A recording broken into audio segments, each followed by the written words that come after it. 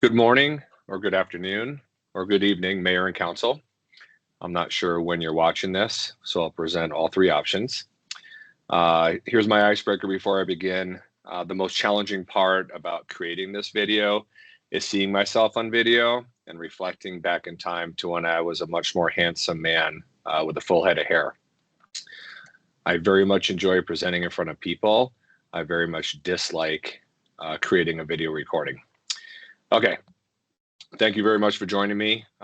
This presentation is in preparation for any potential questions at the work session on May 26th of 2026, and this will be the 2027 Greeley Police Department budget submittal.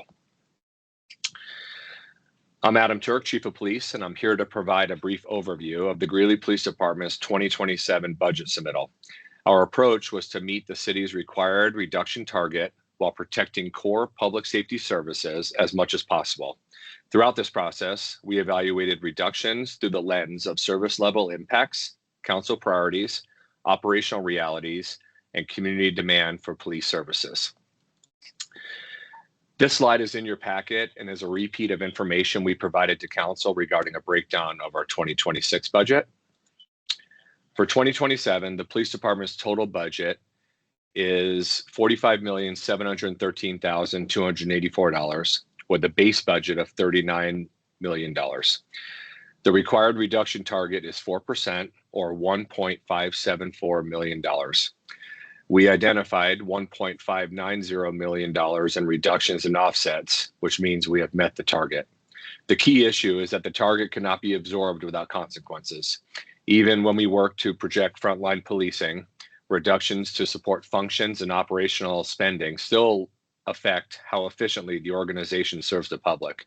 Our strategy was to avoid deeper impacts to patrol and emergency response by focusing first on vacancies, support functions, selected reclassification opportunities, operating reductions, and revenue adjustments.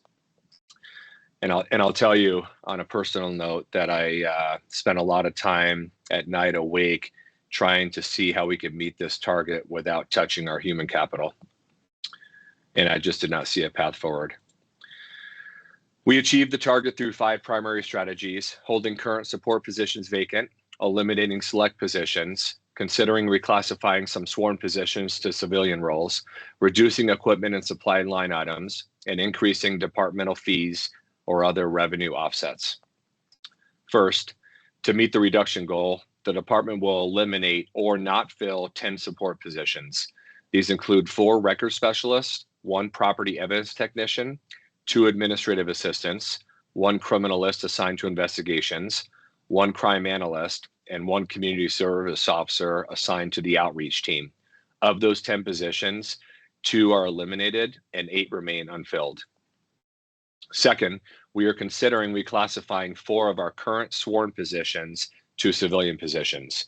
These include 2 technology positions, 1 sex offender manager, and 1 body camera manager.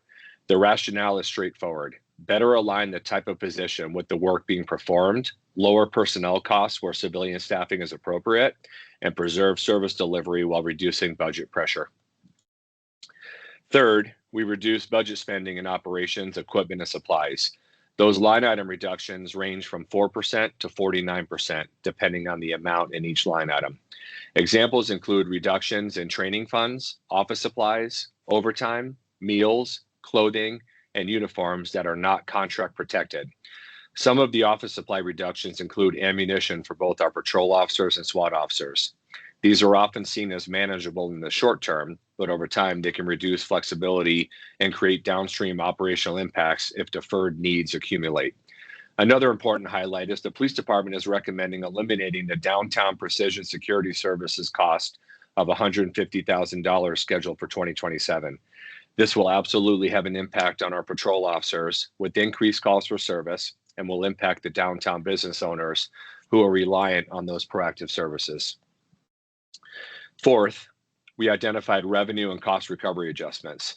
These include increased fees for animal licensing, records requests, security guard permits, sex offender fees, and outside agency contributions for victim services. These adjustments help offset a portion of operating cost pressures align fees more closely with the actual cost of service delivery, and reduce reliance on base operating cuts alone. In summary, the department exceeded the required reduction target by $15,000, identifying $1.590 million against a target of $1.574 million. The most important outcome that I need to bring to your attention, and this is very important to me and to all of us, is that these changes reduce our authorized sworn staffing from 160 to 156. This reclassification would reduce our flexibility in that people in these positions would no longer be available to backfill patrol or respond to significant events or emergencies as a sworn officer. While this plan meets the financial target, it does carry service implications. The presentation identifies likely impacts in records processing and public response times for record requests, evidence and property handling capacity, administrative support for operational units, investigative and analytical support, outreach and community service functions, and overall organizational efficiency and workload distribution. Residents may also experience longer wait times when requesting police reports or retrieving property from evidence. This proposal also does not take into consideration growth projections and the potential Greeley West project.